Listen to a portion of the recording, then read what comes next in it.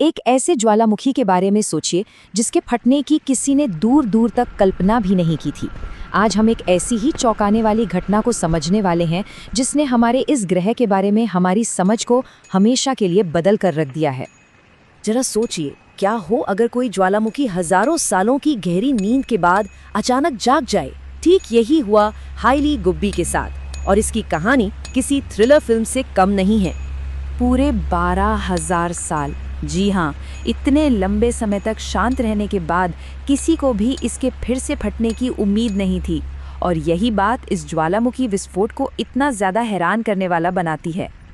तो चलिए कहानी के पहले हिस्से में चलते हैं, एक दैत्य का जागरण, और मिलते हैं इस कहानी के मेन कैरेक्टर से, इथियोपिया के हाइली गुब्बी ज्वालामुखी से। इथियोपिया में एक ज्वालामुखी जिसे सबने मान लिया था कि वो अब कभी नहीं फटेगा, वो अचानक से जिंदा हो गया और इसने पूरी दुनिया को हैरान कर दिया। आसपास रहने वाले लोगों को तो अंदाज़ा भी नहीं था कि वो एक सोते हुए दैत्य के बगल में रह रहे हैं।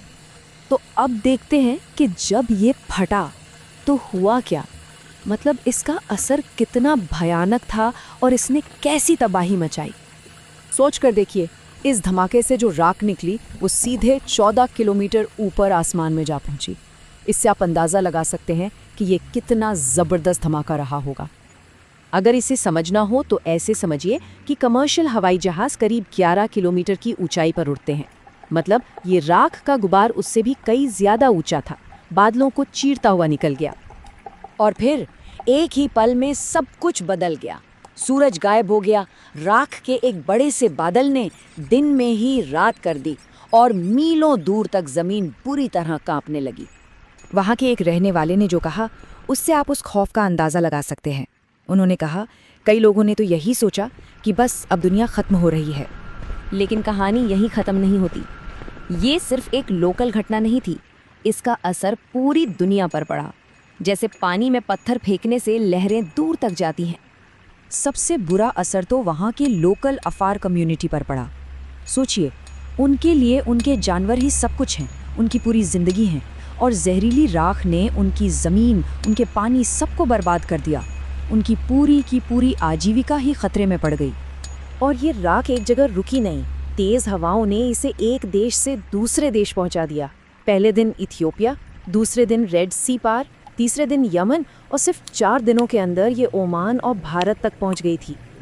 आपको पता है, ज्वालामुखी की राख हवाई जहाज़ के जेट इंजन के लिए जहर की तरह होती है। इसलिए हुआ ये कि सैकड़ों फ्लाइट्स कैंसिल हो गई, एयरपोर्ट्स पर हज़ारों लोग हफ्तों तक फंसे रहे, मतलब पूरी दुनिया का ट्रैवल सिस्टम एक तरह से जैम हो गया। तो अब आते हैं इसके साइंटिफिक पहलू पर। ये धमाका वैज्ञानिकों के लिए इतना बड़ा शॉक क्यों था?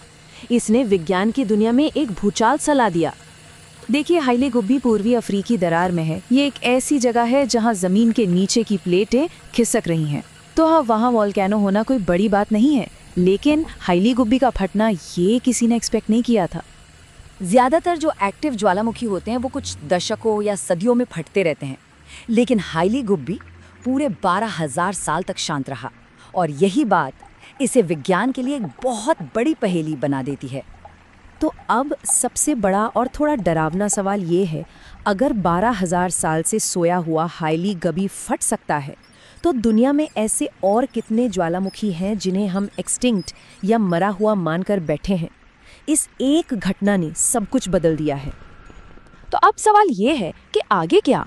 वैज्ञानिक अब इस नई चुनौती से कैसे निपट रहे हैं, और हमें भविष्य में किस चीज़ के लिए तैयार रहना चाहिए?